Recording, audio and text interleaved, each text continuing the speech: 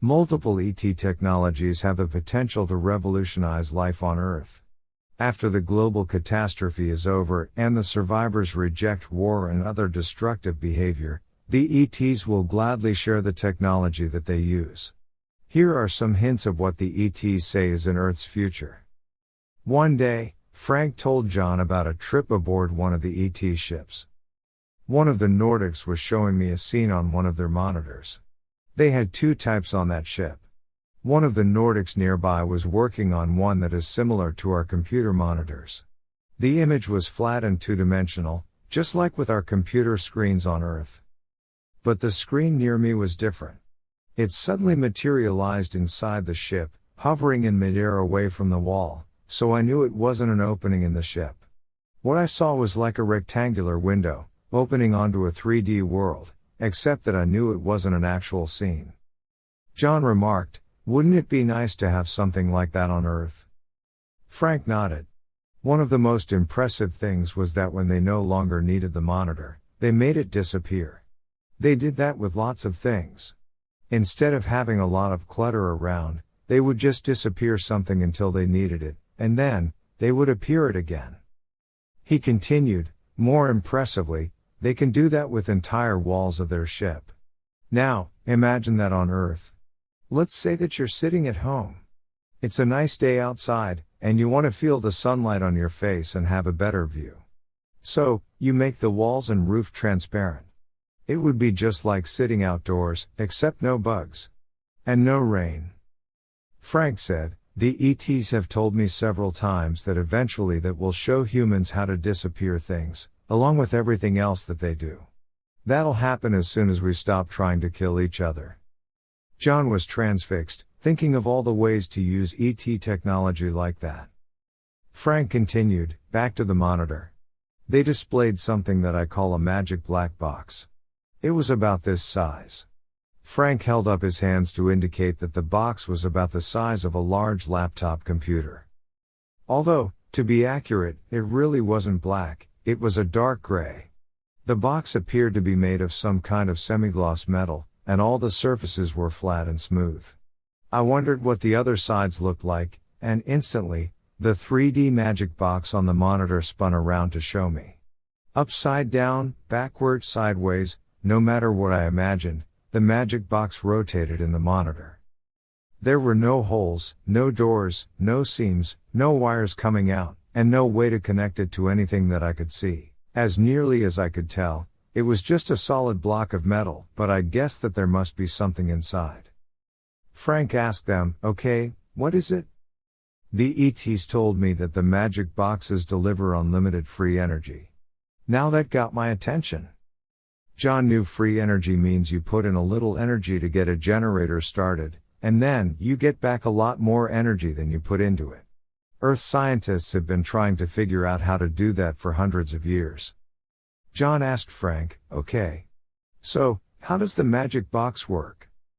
Frank said, one of the Nordics said that it's similar to their ship's propulsion. Because they understand gravity, they can take atoms apart.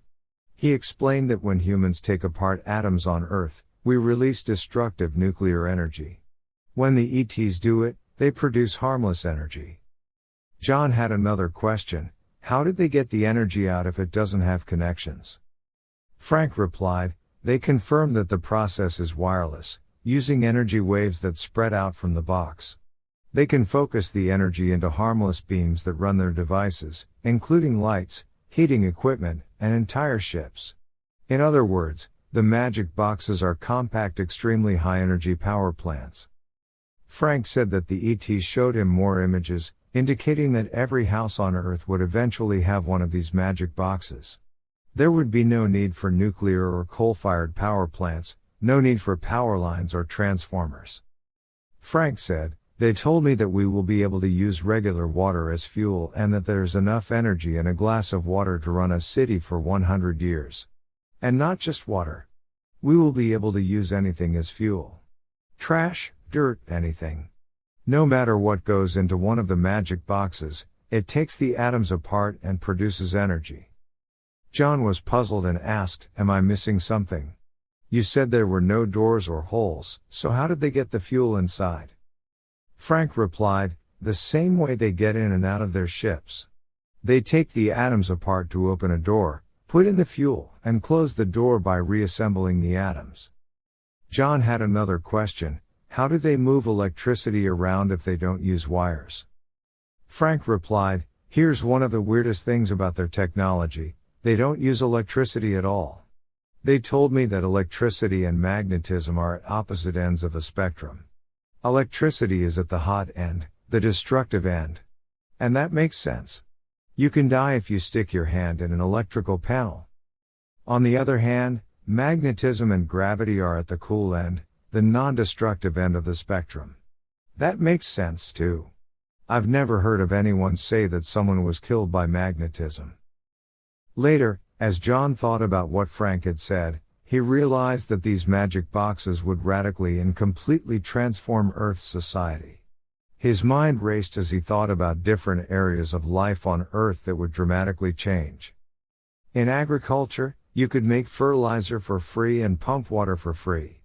Even more astounding, the magic boxes could create all the water anyone needs by taking apart atoms of something else and reassembling them into water. So, even if a farmer lived in the middle of the Sahara Desert, they could turn sand into water. There would be no need for fuel for tractors to plow the fields or trucks to deliver the food. Food would be free because it would cost nothing to grow it. So, no shortages of food and no starvation anywhere across the planet. And money would be unnecessary and meaningless. There would be plenty of everything so that anyone who needed something could have it. Consider manufacturing. There would be no need for electricity to operate the plants, all energy would be free. With the ET technology, we could recycle all of our waste for free. And if we needed some particular element, we could just make it from a different element. It's the old alchemist's dream of turning common metals into gold. Except with the magic boxes, we could turn water or sand into gold, diamonds, or platinum. When we can do that, gold and diamonds won't have any special value, because anybody can make as much of them as they want. Think about commerce. Right now, our civilization is built on buying and selling. That will be obsolete after the magic boxes come into use. Anyone can use ET technology to make as much of anything they want. So, no need to buy or sell anything. And technology will be radically different. As in today's internet cloud, everyone will be linked, both physically and mentally, to the ET version of a global supercomputer. It will be a radically different world when we integrate their technology.